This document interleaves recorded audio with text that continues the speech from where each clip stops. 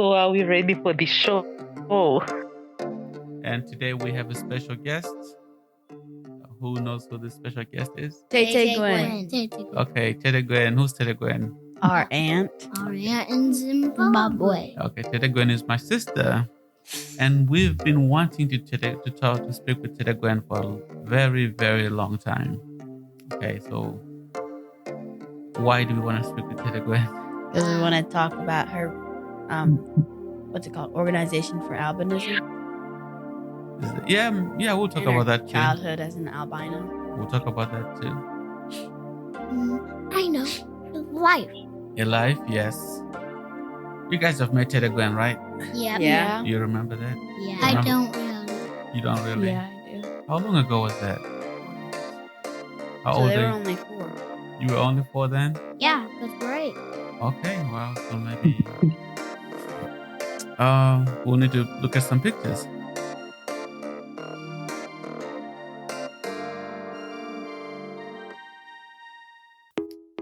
Welcome to episode number 6 of the Life Story Podcast. And on today's episode, we have a very, very, very, very special guest, my little sister, Tapiwa Gwenlisa Mushonga.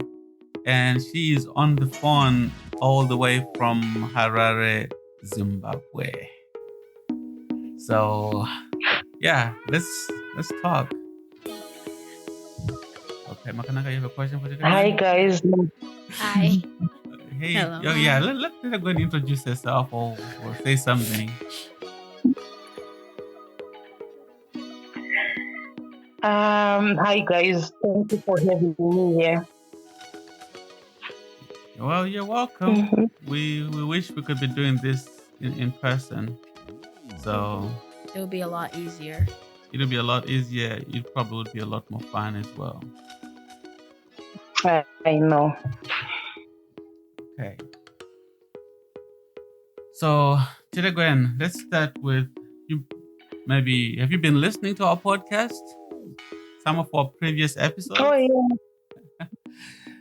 Yes, I have. And they are quite interesting and fun to listen to. So, I think we've talked about great grandmother Makara. Do you have anything Mhm. that you could add to that story, or anything you want to expand on? Anything you know that I don't know? No. Nothing I know that you don't know. It just took me, years back when I was too young. I think I still have a little bit of memory, but yeah, I remember our Mbuya, Achimbuya.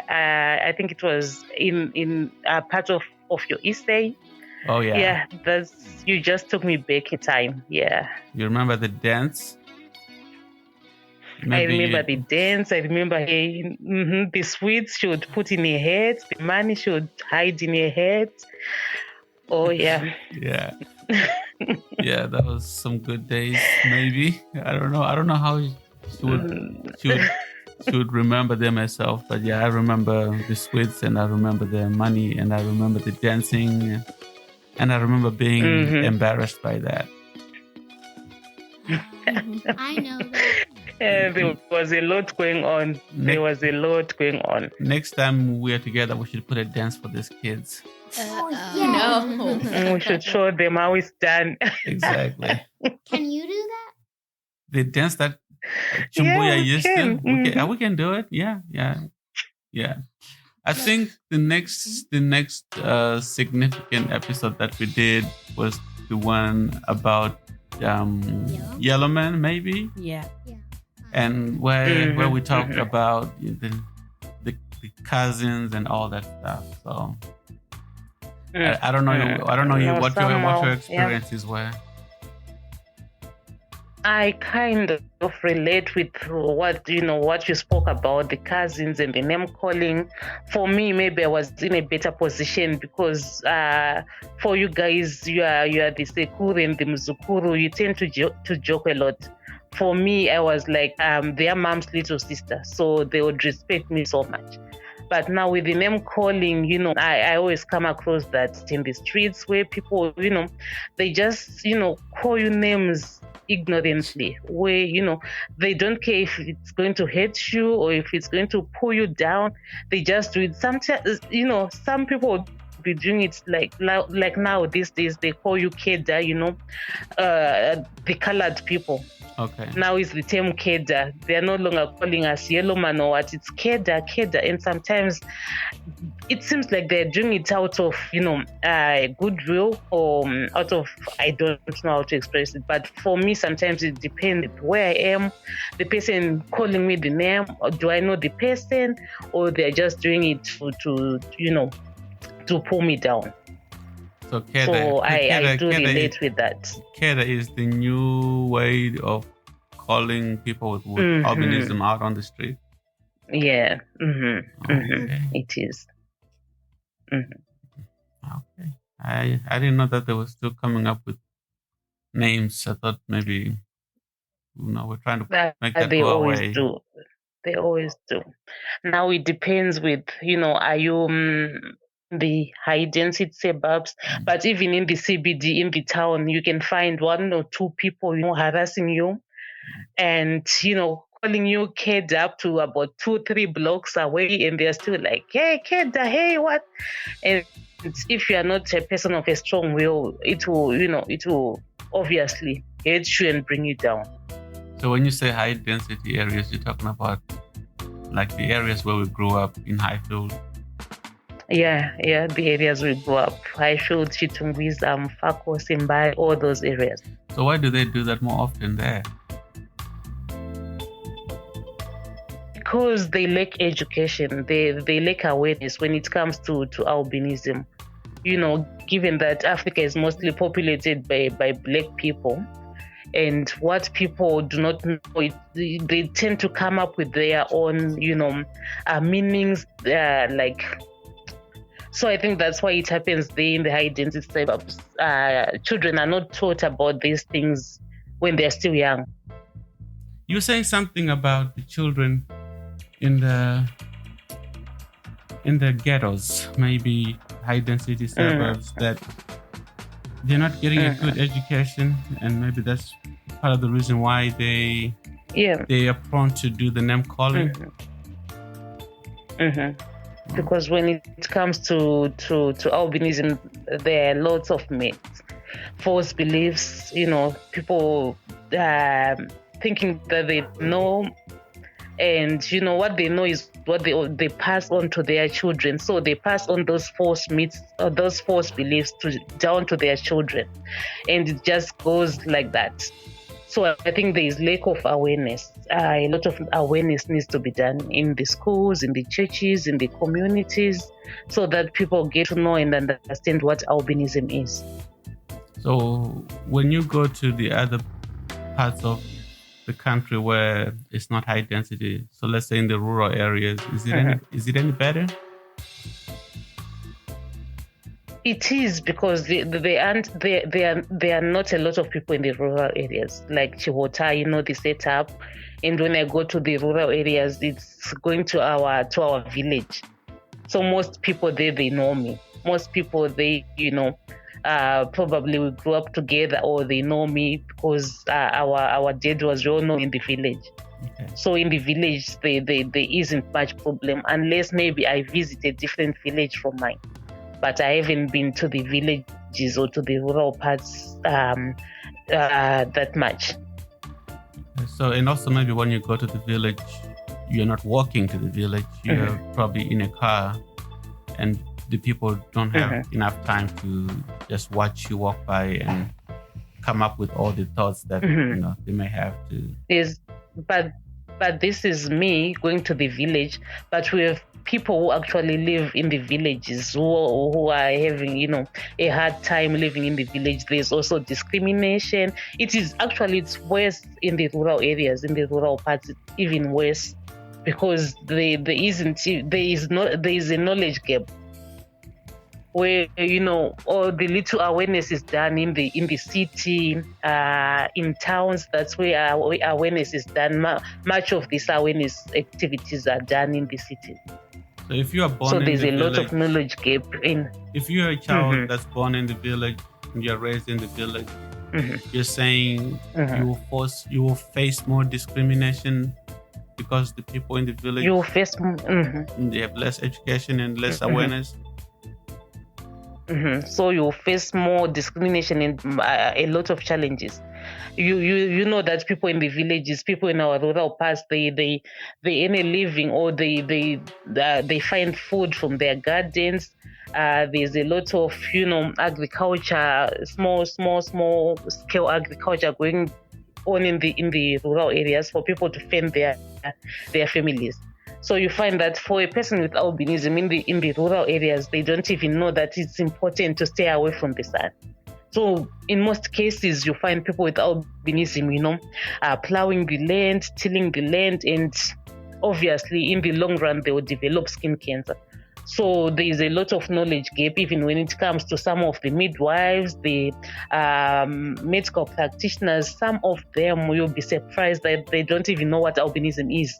So when a mom gives birth to a child with albinism, some of the nurses are actually surprised. Still?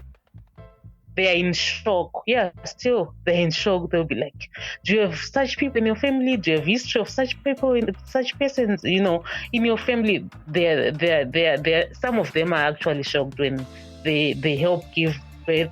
They help these mothers to deliver their children, and they give birth to an albino child. That's something that I put in one of my essays about the time when I was born, when I had the difficult time in the hospital with the nurses not sure how to deal with that. But that was 1978.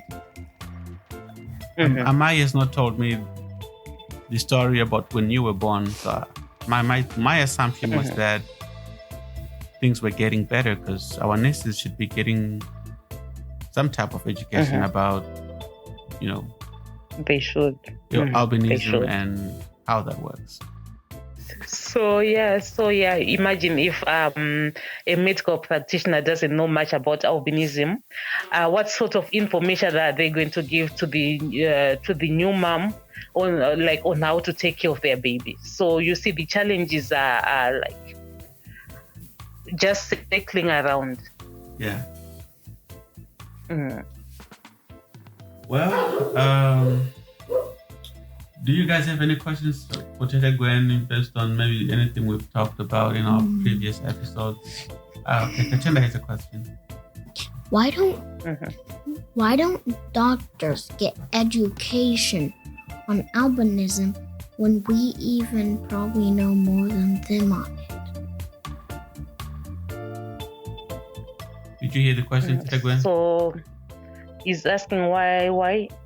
Maybe you can say it for him. Why doctors are not getting education on albinism when these children, as young as they are, already know about it? That's the funny thing about our education system and our universities and colleges. I think there was one time we had a meeting with the permanent secretary of was it the health ministry, where we were asking them why we were suggesting for them to put the albinism component in their modules in their education system when they're training the nurses, but it looks like it's a process here in Zimbabwe. You cannot just wake up and say, I have a great idea, can you do this? It's going to help, a certain community of people. We tried, but I think it fell on deaf ears. So when you say we don't really know. With my team, with my colleagues, is a Live Albinism Initiative. Okay. So we were going to talk about a Live Albinism Initiative, but I think Chindikai has a question again. What is your job like? My job. Yes. He wants to know what your job is. So I founded an organization for persons with albinism. That's what I do. So like I was saying, there's a lot of information gap. Our main objective, part of my job is to raise awareness, educate people about albinism. And we go to schools, we go to churches, we go to communities, Sometimes maybe if a family is a little one with albinism or a newborn baby with albinism, we also do home visits where we go to those families and educate them about albinism. Some families, they find it hard. Like I said before, Africa is mostly populated by black people. And some families find it hard to accept that maybe a black mom and a black dad gave birth to a white child. So in most cases, children with albinism are raised by their mom. They are raised in broken families where the dad will, I think I spoke about false beliefs. There are a lot of myths when it comes to albinism. So some of the dads and their families, they will reject a child with albinism.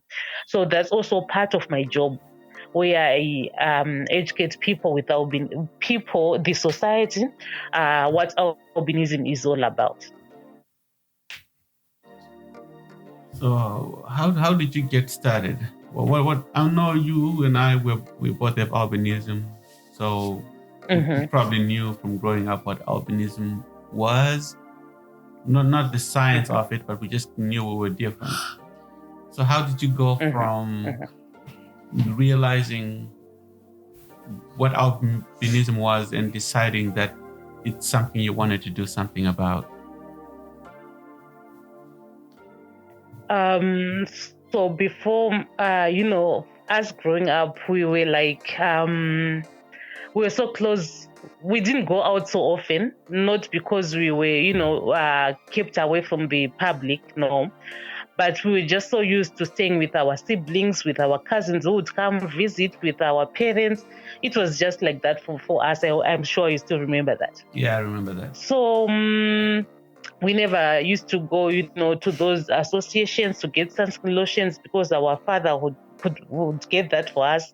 He would make sure we had hats. He would make sure, together with our mom, they would make sure that we had hats, we had sunblock, we had, all the things that we needed. Long if we had any skin issue, they would. Stuff, yeah.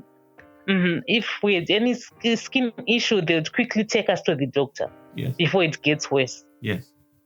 So when I think it was 2020, I think 2010, I started to interact with a lot of people with albinism. Then I realized that, besides the knowledge gap within the society, a lot of people with albinism, they also tend to look down upon themselves because of the stigma, the discrimination which is there.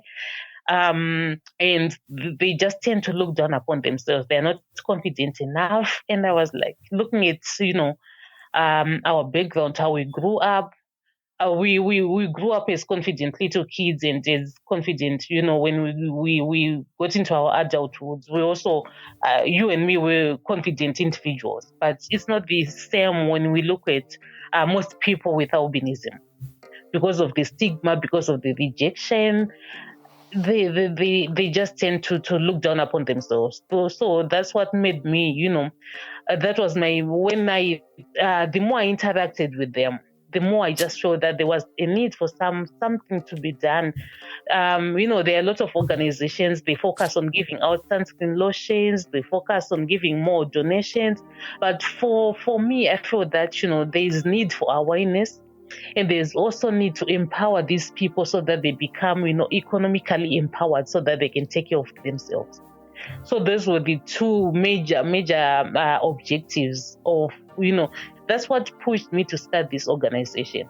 Yes, we've managed to do a lot of awareness campaigns, awareness activities on the radio, television, print medias, but we're still working towards economic empowering, where we want persons with albinism, to be able to live independently, leading a sustainable life so that they can fend for themselves and fend for their families.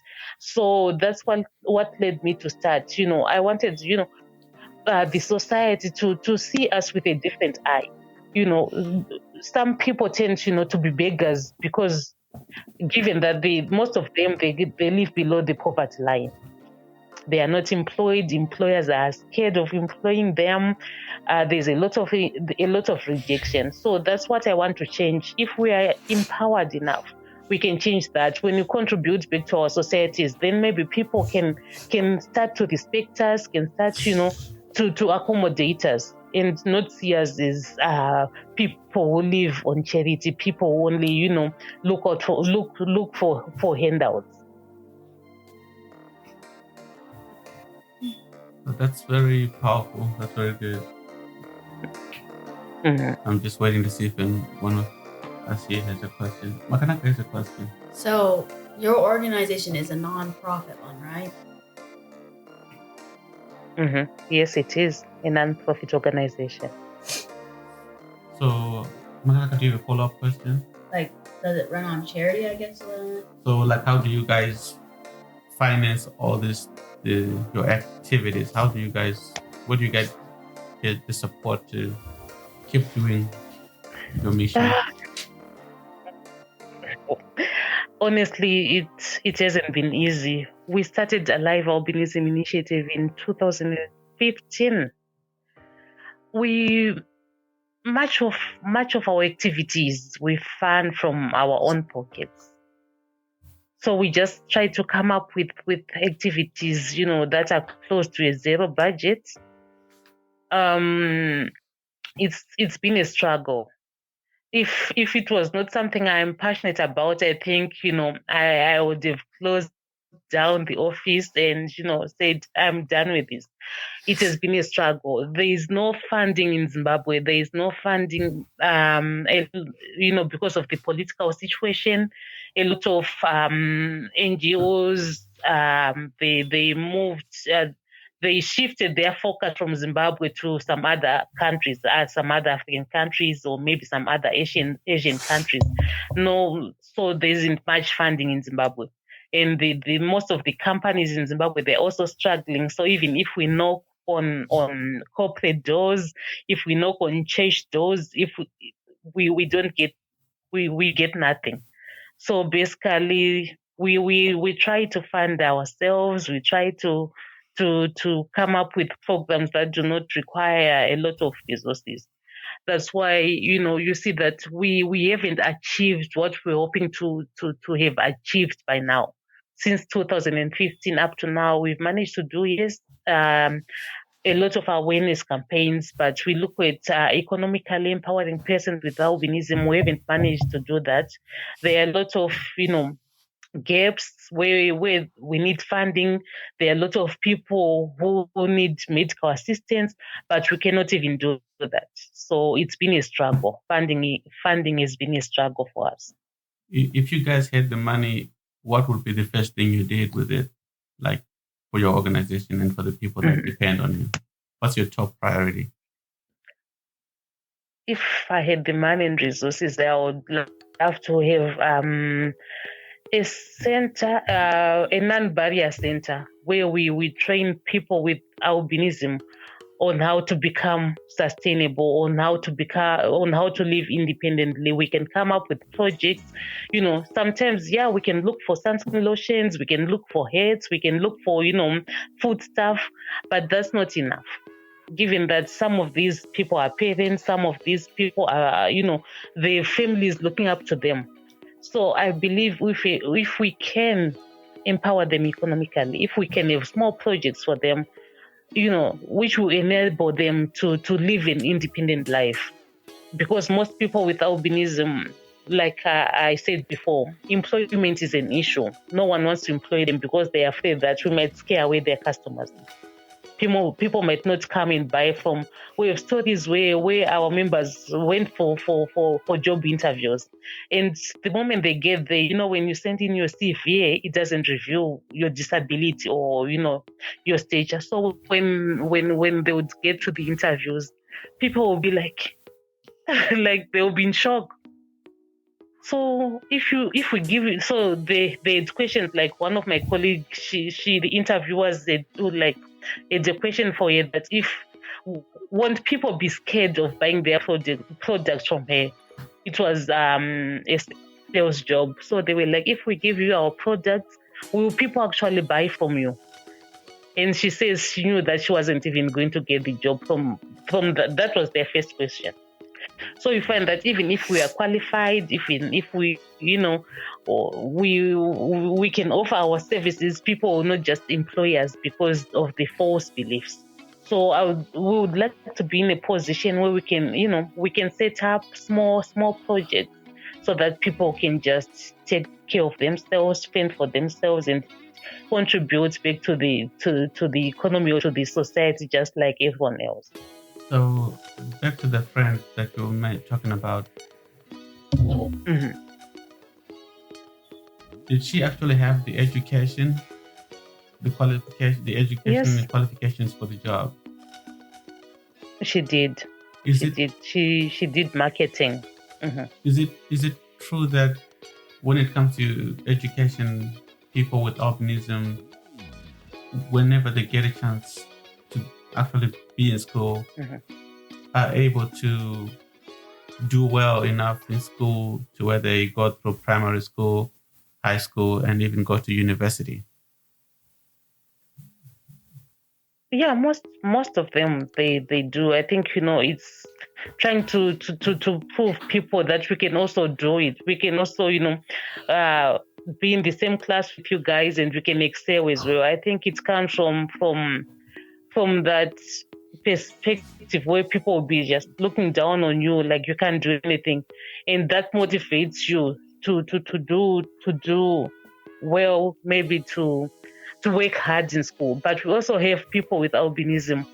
I'm sure you spoke about it in one of your podcasts. Yes. We also have people, and some, when there was this one person who was talking about, I think there's one albino guy in. Someone was telling me there is one albino guy in prison.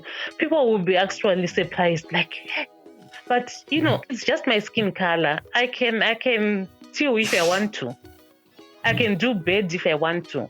But now, because I think that's stereotyping. When people look at us, they'll be like, how can you do this with your skin color? How can you? That's the African way. People will be like, but it's only my skin color. It's not, it's my skin color doesn't affect the way I think. It doesn't affect the way I react. It doesn't affect the way I see people, or So yeah, we have people who are really doing good in school, and we also have some people with albinism who are not doing so well. Just like everybody else. Just like everyone else. But when people see my skin color, we also have people, who are dark pigmented, who are doing exceptionally well, and we also have, people who are dark pigmented and they're not doing so well. So it's just like that. I think Jenica has another question. So you said you were doing this, you started at 2015? And 15? Mm-hmm. So you've been doing this for 6 years? Mm-hmm. 6 years. Okay. So was it before, was it that many years ago now that you went to India? Can we talk about what you were doing to, I guess, educate yourself on how to run an organization? Mm-hmm. So I think I went to India in 2014. Okay. I went to the institute is called Kantari, which means a small chili in their vernacular. Kantari means a small fiery chili. Mm-hmm. Okay, like the chilies that you eat. Yeah, like the chilies that you eat, but that one is so small and it's so strong. It's so hot. Okay. So yeah, they just grow up in their backgrounds. They in Kerala in India. They are so popular in the southern parts of India. The small chilies. How did you end up on that program? So it's a funny story, but I'm not going to get into that. So I met this guy. He's blind. We just met at it was an expo for people with disabilities. So I think it was about 5 or 6 of us on the table, and this blind guy came. we started talking, and when he was telling me about Kantari, people were like leaving me with this blind guy. They were like, Gwen, get to know more about India. Maybe you'll go to India. So it was 5 or 6 of us, and I was left as the only one listening to this guy who was telling us about India, how he went to India. And he was like, Gwen, would you want to go to India? And I was like, yeah. He said, okay, this time next year we'll be in India. And that was 2014, and we've been friends with that guy up to now. We are best of friends. So that's how I got to know about India. He had been to India himself before me. So that's how I got to know to India. And out of the 6 people, I think I was the only one who made it to India. Some of my colleagues back then were not interested. So what happens in Kantari is when they take up about 26 to 27 people each year who are coming from different countries across the globe, from different backgrounds, and they train you on how to run a successful organization. So you might have an idea of what you want to do, but when you go there, they perfect you. I often say it's like when you want to bake a cake, you've got all the ingredients, but you don't know how to come up with a perfect cake. So that's what they do. They help you to come up with a clear vision, a clear mission, your clear objectives, how you want to do, how you should go about it, And they also train you when you go back to your native country. There are a lot of organizations doing the same thing as we are doing. So how are you going to be, different from what is being done, what's already there? So, you don't have to be all doing the same thing. So you have to set yourself apart from the rest of the organizations in your country. So when I went to India, I had an idea of what I wanted to do, but I didn't know how to go about it. So it was quite a nice experience. I got to learn a lot. I think there were about 27 of us from Africa, from Asia, some from Europe. And that's what gave birth to Alive Albinism Initiative. We got back so it's a 7-month training. We went in March, and I got back home in December of 2014. And in 2015, I registered and started Alive. And up to now, we are still going strong with Alive Albinism Initiative. Okay. I think over here, when we first heard you, or maybe it was Gogo who told us that you were thinking about going to India, I think we were worried, like, what is in India? Why do you want to go there? Are they going to take advantage of, is it a scam? I think that's what we were afraid of. Is it a scam you're going to get wrapped up into? I think I remember having those conversations over here. Maybe God will also told you the same things. I don't know. Yeah, we were concerned. We're not aware of what was going on in India, but it sounds like it turned out well. Sounds like it. It did. It turned out well. Yeah. She said she's going So strong. it was not only you guys who were worried. Even folks here, guys here, they were worried. When people think of India, they think of, those slums. They think of, piles of garbage. Maybe people, there are a lot of, if you go onto the internet, there are a lot of, not so good things you can find about India. Just and like people even think here, about Zimbabwe. when you see pictures of Africa on the internet, it looks like no one's got shoes. Yeah. People were like, do you know India that well? We are going to be walking. You can even walk for 12 hours. Do you know what you're going to do? What you're putting yourself through? And I was like, I trusted that guy. And I was like, no, I will see when I get there. I was so determined. But people were like, But I guess, you were talking about you were talking about confidence. We were different in that way. So I guess our parents did give us some strong confidence in ourselves. So yeah. It shows. No, they did. Okay, I think Vanessa has a question. They did. Did people Mhm. go with you to India? Your friends. What's the question? Did people go with you, like with your friends, with you to India? Oh no, I went with two people from Zimbabwe, two more people from Zimbabwe.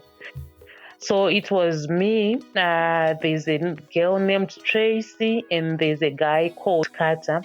With Carter, we are friends up to now. With Tracy, we spoke when we meet, we speak. But with Carter, the other guy, I went with. So it was two guys, two ladies, and one guy from Zimbabwe.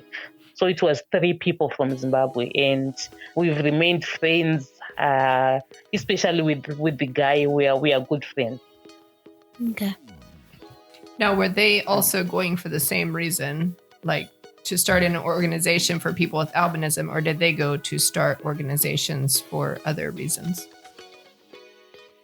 So with Carter, the guy, he was starting an organization for widows and single mothers. They also have challenges of their own in Africa, maybe in India, in Asia. So he started an organization for widows and single mothers. With Tracy had a lot of ideas, and she wanted to, when we went to India, she wanted to do a project on child-headed families. Like we have children who were left when they were affected by HIV. Sure. It's either their parents died because of HIV, they were being taken care of their grandmas, and the gogos, they die as well. So we had a lot of children who were left to take care of their siblings. So maybe we had a 12-year-old taking care of their little siblings, or we had a 14-year-old taking care of his siblings because the parents had died. Both parents, maybe most of their family, they had died of HIV/AIDS. So that's what she wanted to do when we went to India. That was the project. Okay. So after India, we know that you've traveled to other parts of Africa and even Europe and the United States. So what has it been like as you go to other countries? What do you see in terms of how albinos are treated? Maybe we can start talking about the African countries that you've been to. Is there anything that's happening in other countries that's not happening in Zimbabwe? So when I went to Tanzania for the first time, we didn't get to interact with the public so much because in Tanzania, Zambia, and Malawi and Mozambique, there are so many cases of persons with albinism being killed for ritual purposes. So we had security all around us, with the policemen all around us. We were treated like the VIP because they didn't want anything to happen to us. So the government really invested in that. So are you saying that things are so bad, are even worse in other parts of Africa than they are in Zimbabwe? They are when it comes to killings of persons with albinism. It's so bad in those countries that I have mentioned that you are even scared of traveling. When you want to go to Zambia or want to go to Malawi, you think twice before you do that. But sometimes when we have a conference, you just have to go. But each month we get information, we get news about someone, a young child is maybe old is 2 years or 7 months, being attacked, their hands being cut off, their fingers being cut off. Each month, like in Zambia, we there are elections recently in Zambia, yes, and that's when the cases, they go up of people with albinism being killed, especially when we're going towards the elections in Zambia, Malawi, Tanzania, and Mozambique. because those politicians, they think that if they get both parts of albinos, it can give them a win. It can boost their political careers. So it's still happening a lot. But in Zimbabwe, what's common within the African countries is the stigma and discrimination, which is just there. Sometimes you would want to say, is it racism? But it's not racism, because we are all people of the same race. So you tend to get worried, like, what is it that, where is the difference? It's only our skin color. Even when COVID started, I don't know how these things, work. Like, in Kenya, when COVID started, people with albinism were being accused of bringing COVID into Kenya. They were attacked in public places, and they were called, COVID. That was in Tanzania. I think the same thing happened. The same thing happened in Zambia. And also in Zimbabwe, the same thing happened to me. I think I had taken our sister Concilia for a medical review. She had a doctor's appointment, and when we were coming back, there was a traffic jam, and the car was moving slowly, and we were passing through a high density area. And the kids, they were by the side of the road. They were calling me COVID. They were like, look at COVID. There is COVID. There goes COVID. And I'm like, oh my word. The same thing is happening in Kenya. The same thing is happening in Zambia. And the same thing is just happened to me. And it just, affects you as an individual. It affects your freedom of movement. When you just think of such things, sometimes you just dread to leave your comfort zone.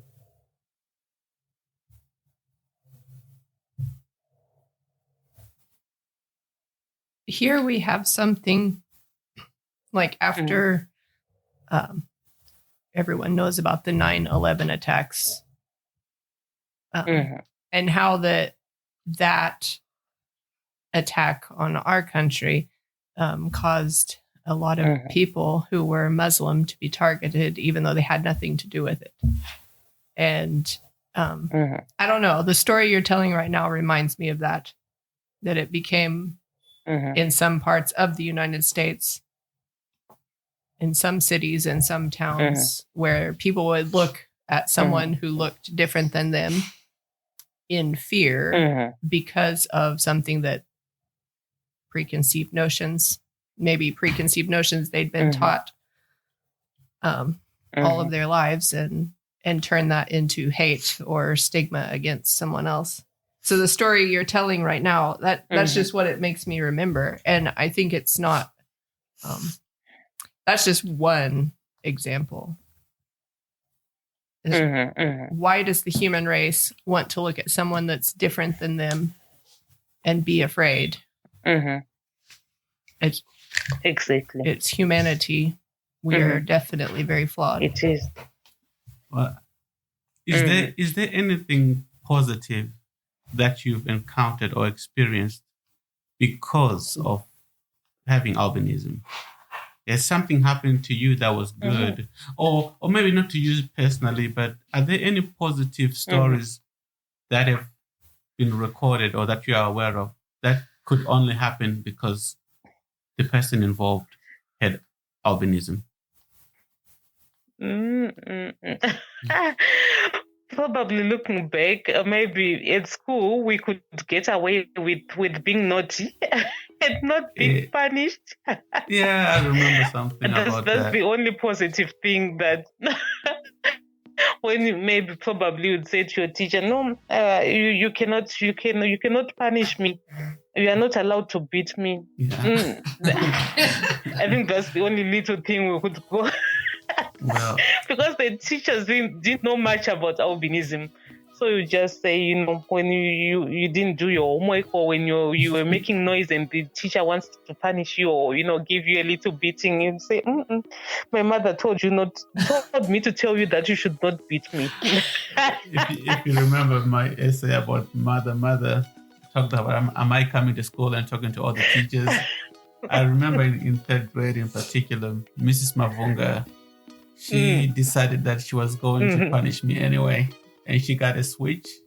And she hit me on my legs, and I had some scratches to take home.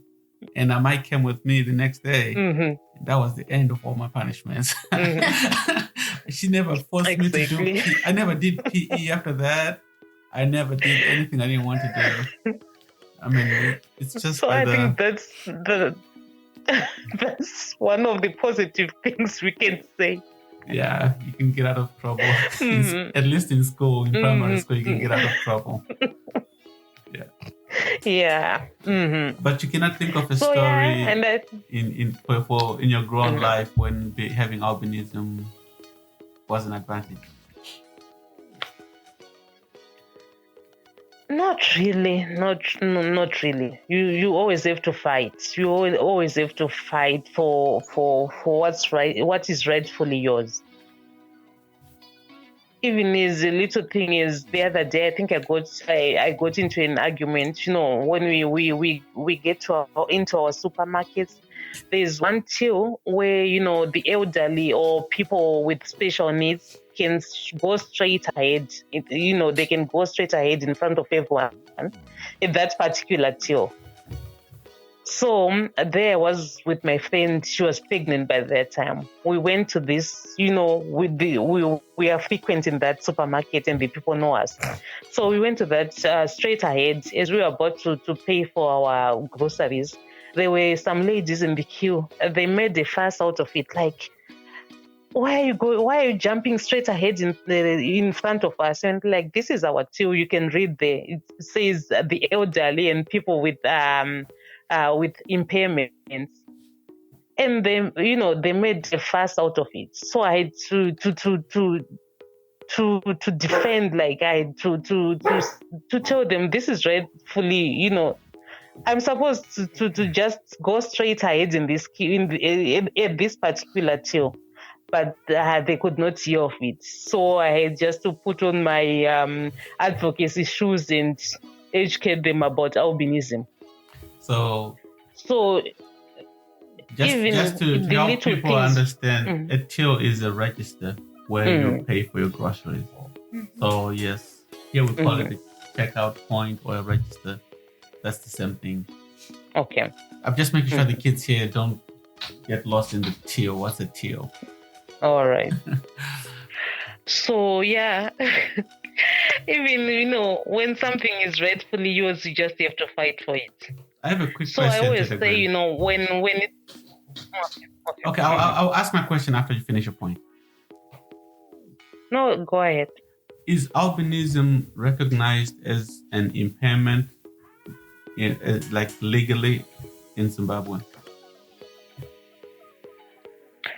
No, it's not. You find that albinism is not even recognized. Given the UNCRPD, the United Nations Convention for Persons with Disabilities, Convention for Persons with Disabilities, in short, is the UNCRPD. So it says, its definition for disability is when something limits you, whether it's the environment that limits you or the resources that limit you. When there is a limitation, then someone automatically becomes disabled. I'm just generalizing it. Okay. So when it comes to albinism, we are short-sighted, and the environment limits us in the sense that we cannot work under the sun. And we are short-sighted. So we are visually impaired, and we are disabled in a way when we cannot work under the sun, when we cannot work under certain conditions. But in Zimbabwe, for in their laws and what in Zimbabwe, disability, when they speak of disability, they only refer to people who are visually impaired, who are blind, and those who are physically disabled. So there are lots of things like a person who is blind or a person who is physically disabled, they can import their car without paying any duty. But when I want to use the same to access the same opportunity, it's a challenge. So in Zimbabwe, albinism is not classified as an impairment or as a disability. Okay. I think Tindika has another question. What is a switch? A switch is just a branch from a tree. Like a small, thin branch. Yeah, Yeah, you can use like a spanking stick. Yeah. The teacher gave him a spanking because that was allowed Back then. or would still be allowed now too. Until he brought a friend, or I couldn't remember the name, but Go-Go. Brought Go-Go to school. yeah.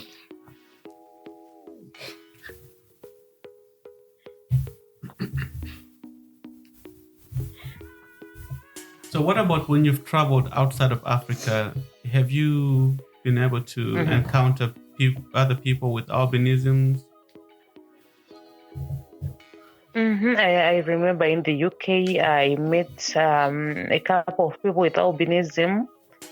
I think it was from Pakistan, I'm not sure. And in India, I think I saw one lady with albinism, but they also have lots of challenges in India when it comes to albinism as well. I remember one guy was like, he wanted he was saying he had this magic and he could turn me into, I don't know if he was going to turn me into a black person or into an Indian person, I don't know. But he was like, I can make this go away. Okay.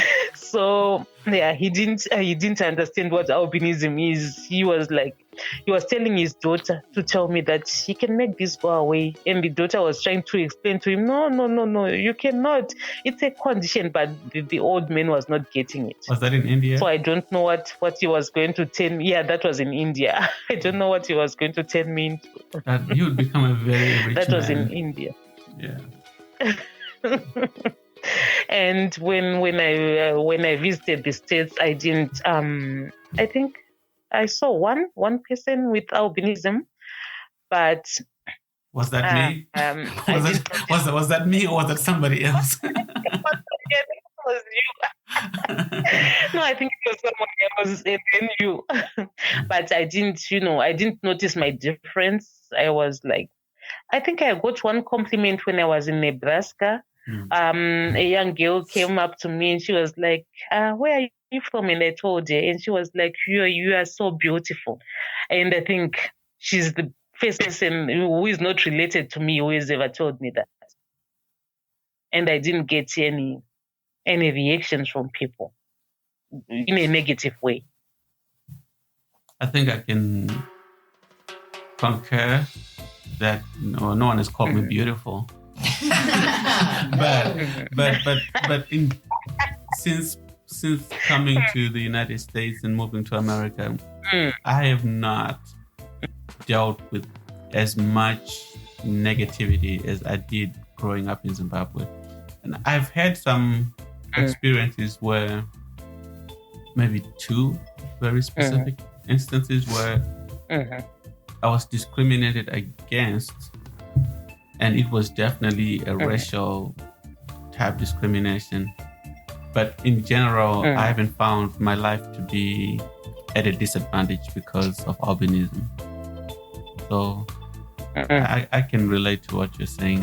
Coming to America, it's been a very different experience from growing up in Zimbabwe.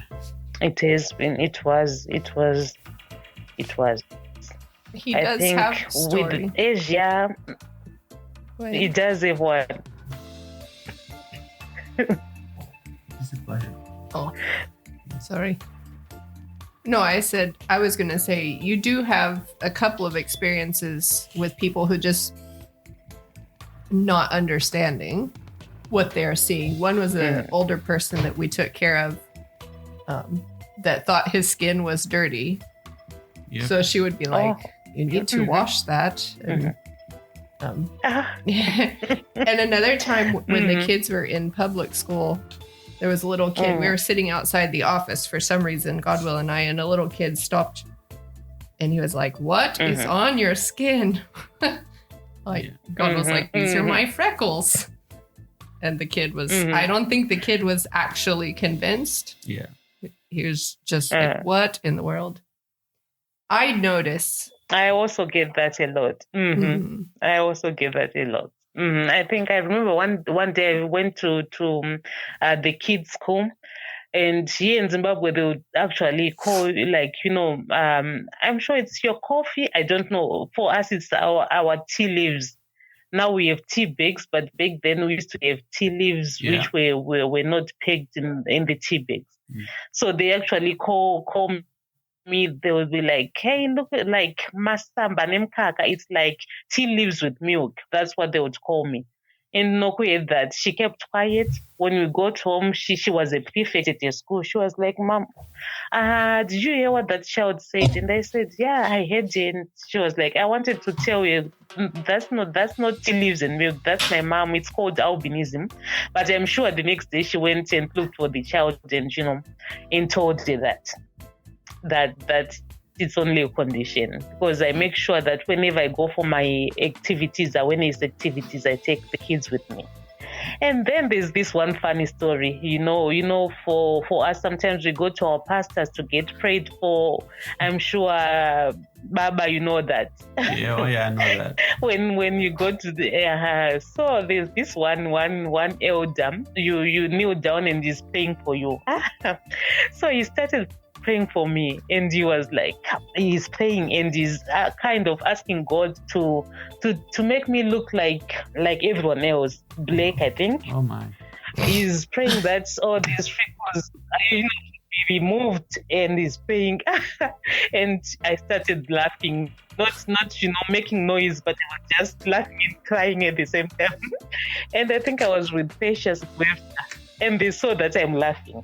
And he started laughing as well. Yeah, that's a terrible prayer. So it was we were like, very ignorant pastor. Can't you see that this is just albinism? So each time we would go there, when he starts his prayer, we were all in stitches. We were all just laughing, and we were like, this old man, he was old though, but can't you see that this is just albinism? Hasn't he met people with albinism all his life? Yeah. So people are just ignorant up to that point. And sometimes there's nothing you can do about it. You just laugh at it and say, oh my word. So yeah, those are some of, but sometimes you hear people passing out nice compliments, but it will be like, hey, look at that albino lady. She's so beautiful. Look at that albino lady. She knows how to dress. As if like albino people, they do not know how to dress. The compliments will be like, they are positive compliments, yes, but they are like, are we not supposed to be beautiful as albino people? Yeah.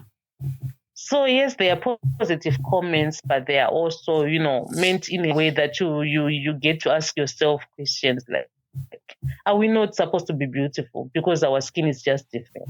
So there are lots of, questions, reactions when people see you. Some they'll just stare at you like they've never seen anything like you.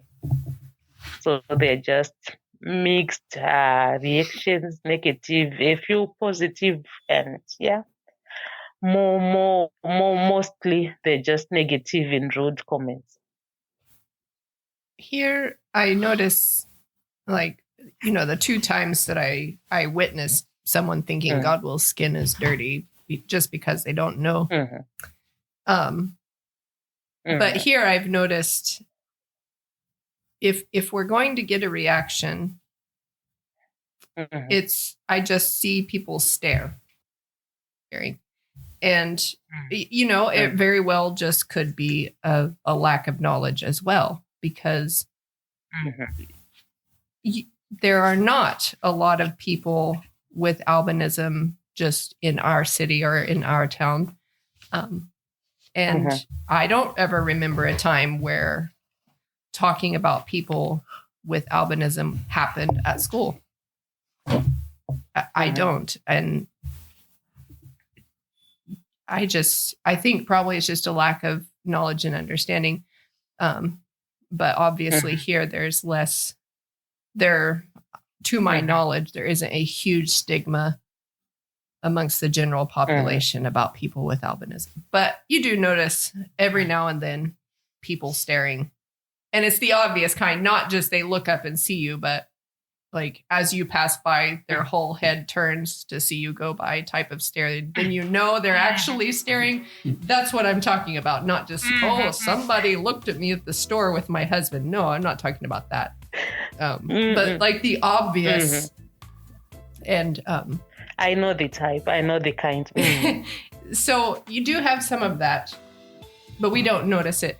I haven't noticed it recently, but there have been times. And then the other things that we get here is the questions. Like I've had people ask me, like, are you guys discriminated against? But it's not because of God will's albinism. It's because we're an interracial couple. Not a mixed race couple, sorry. No, well, I'm not. Our children are mixed race. We're interracial couple. I've had someone in particular that's related to me stop me and question me about that. Like, they're in Oklahoma. How is your experience? And it's like they don't see much of it. And I was like, well, here in Oklahoma, I don't know, except for very old people, we aren't given any sort of trouble. And even the very old people don't give us trouble. They're just the ones who are be like, well, in my day, we did not marry someone from not our race. But that's just here. Well, but with Steph bringing up being married, we can cut this out if you don't want it included. But you're not married now, but you have children. So how did being albino affect like your dating life and then getting married and then getting divorced? So I think I often say that our challenges they derive from the moment from birth up to the time maybe we live at the time we die, because like I told you, like when our albino children are born, there isn't much knowledge. Going to school, there isn't much knowledge, and there's a lot of discrimination. Also, when you get into your teenage years, when there's dating, there's a lot of things going on, and it is also a challenge especially for albino women to date and to get married is a challenge. Because for you guys, for the males here in Zimbabwe, in Africa, as long as you have a stable job or you can provide for your family, then your in-laws will not look much into your condition. As long as you can provide for their child, that's fine. So for the girls, it's much of a problem when they look at you as a burden. You want to come into their family, you've got a condition, you want their son to take care of you. The son is, disgracing the family because he's marrying someone, who's been cursed, or someone, who is not accepted by the society. So dating is actually a problem for ladies with albinism, and getting married is even worse. Let's say your husband goes against the family, he marries you because he loves you. You find no peace, like what the Nigerians say. You will not have peace because you also face discrimination. They might not even, obviously they don't like you, they might not like your children. You're not allowed to participate as their daughter-in-law. You have your duties in Africa as a daughter-in-law. When they do not like you, you will not participate, you will not take part in their family activities. So it's just like that. So for me, in school, people would date. And I think I would be left as the only one without a boyfriend because people didn't understand more about albinism. You know, it won't be so cool for a young boy to say I want to date an albino girl. So I think I started dating maybe in my 9 when I was 19. That's maybe when I started dating. I think I got married at 21, and at first I didn't see, like, I thought my in-laws, they were okay with me until maybe when we were having arguments with my ex-husband. Like you said, I'm now divorced. Then he would say I should have listened to my parents, I should have listened to my relatives. They told me not to marry you, they told me not to bring shame into the family, things like that. And also, I was young, I didn't notice a lot. But you find when you go to our funerals in Africa, it's the daughters-in-law who cook, who serve food, who participate, make sure that people are, our funerals, there are always big crowds and what. But for me, with my mother-in-law, should make sure that I'm seated at a corner there with my child. She'll be like trying to play all nice. No, you go and sit there. I will do your part. I will do your duty. So she would assume my responsibilities. She would do my roles, the roles which were supposed to be done by me as a daughter-in-law. She would take up those duties and responsibilities, only to be told that no, she doesn't want people to see you as a daughter-in-law. She was ashamed of being, of having a daughter-in-law with albinism. But for me, I didn't notice, I just thought, she's, she wants me to raise, she wants me to take care of the child, but she was doing it in such a way that people would not notice that I'm there as a daughter-in-law. So those are some of the challenges. Dating is a problem, marriage is a problem, but for some, they're happily married, but this is my own experience that I'm sharing. What about raising children as a single mother who also has albinism? How has that been going? Are there additional challenges that you have to navigate? So when I started my advocacy, I also met a mother who was a single mom with albinism. And she told me, she was like, my sister, you know what? When our kids grow older, they will be embarrassed to be seen with us. They will be ashamed of having, having an albino mom. That's what this lady told me. So when I started my advocacy work, I just made sure that when I had my awareness activities, I would take my kids with me. When it was Albinism Day, I would take my kids with me. When I was having a children's fun day where we usually take kids with albinism for a fun day, I would make sure that I take my kids so that they interact with these children with albinism. So that made it easier for me. I didn't get questions about my albinism from my kids. They were not embarrassed with me. I made sure that when I'm visiting their school, I well dressed. I'm not looking all shabby or I'm always smartly dressed. I made sure that they will not be ashamed of calling me their mom. So for me, raising them in terms of them, loving me and showing me that they love me, they often do that. When I go to their schools, they tell me, Mom, we love you. I always get a kiss, whether it's I visit Noku's school, I visit Tazi's school. They're not ashamed of being seen with me in public. Even when we go shopping, Noku will be like, Mom, let's go together. Come with me. And, I can safely say they are proud of having me as their mom. But now, for most single parents, it's not easy being a single parent, raising 3 kids. There are a lot of responsibilities financially. There are a lot of, your kids being teenagers, adolescents. There's just a lot going on. And as a single mom, it has not been easy. But, sometimes I just thank God that I have a loving family. I have you guys. I have, you guys, you assume some of these roles and responsibilities, which fatherly responsibilities. you take care of my kids. They know they have their uncles there, and you've made it easy for me to bring up my kids. You've been there, you've supported me, and my kids know that you play a big role in their lives. So that has also made it easier for me. The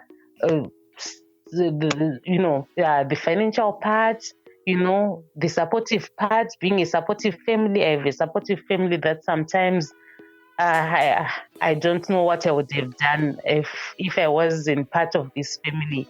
If I wasn't part, if you guys were not part of my family, I don't know what I would have done.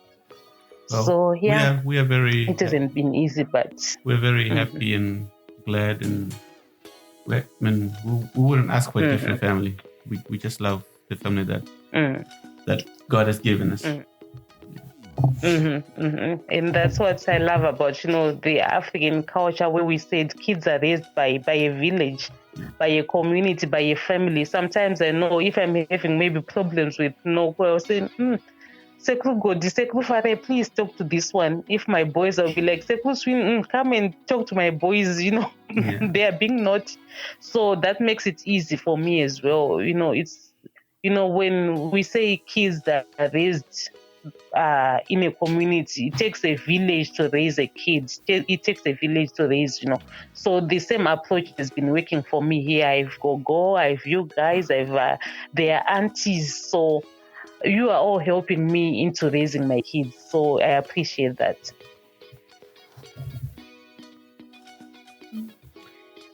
Okay, I think almost all the questions that we had written down have been answered this time.